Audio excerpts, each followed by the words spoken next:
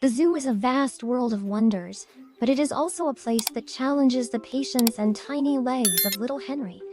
On this trip, Dad Thomas remains a steady mountain, using calmness to help Henry overcome fatigue, while Mom Mary is a cool breeze, using whispers to soothe her son's tiny sorrows.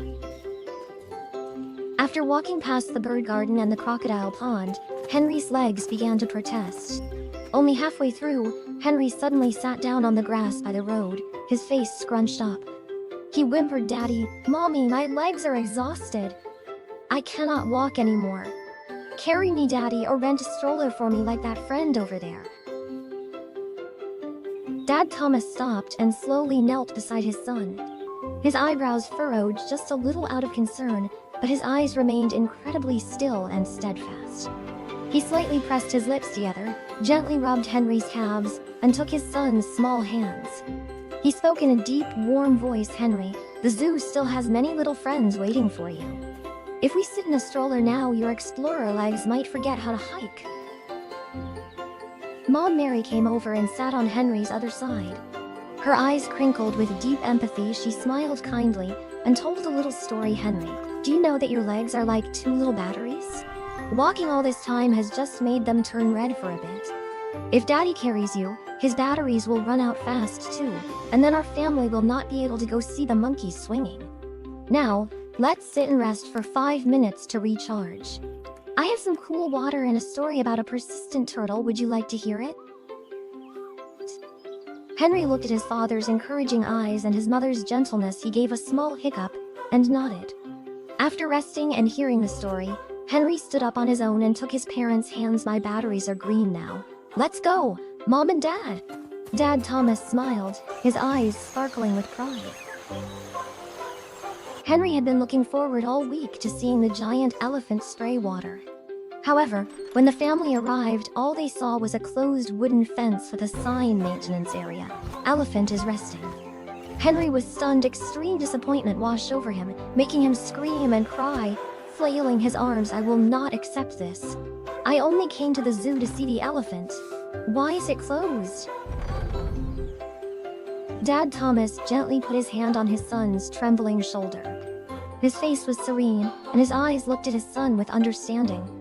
He let out a soft, gentle sigh to soothe his son's anger, then led Henry closer to the sign. He spoke in a mild voice, "Henry, the elephant friend needs to fix up his home to make it cleaner and prettier for guests.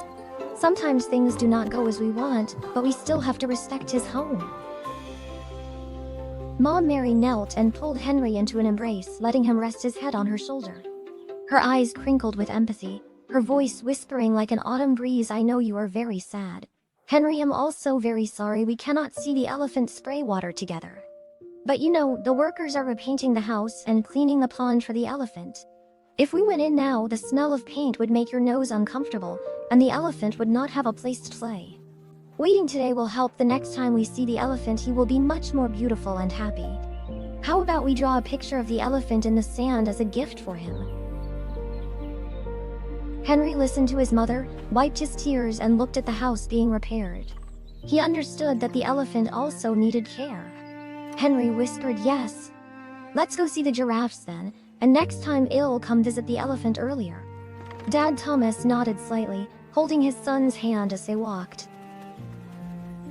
On the way, Henry saw another child holding a very large and brilliant tiger-shaped balloon. Comparison arose. Henry stopped, pointed, and demanded, "Mommy, Daddy, why does that friend have a tiger balloon and I do not? Buy me one, I want to be like him." Dad Thomas stopped, looked at the balloon, and then at his son. His eyes were serious yet warm. He shook his head slightly and spoke in a calm voice, "Henry, every family has different joys. Today, Mom and Dad bought tickets for you to experience and discover the animals. That is our main gift." Mom Mary came closer, taking his pointing hand. She gave a warm smile, her eyes shining with understanding. "Good boy, Henry, do you see? That friend has a very beautiful balloon, but he has to sit in a stroller and cannot run around picking maple leaves like you. Each of us has our own treasures. Your treasure today is healthy legs to walk through the zoo and a wonderful memory to name all the animals. That balloon might fly away or deflate, but the beautiful memories in your head will stay forever." Do you want to use the balloon money to buy hazelnuts for the squirrels later? That will be a very fun memory. Henry looked at the balloon, then back at his own legs and the bag of hazelnuts his mother mentioned.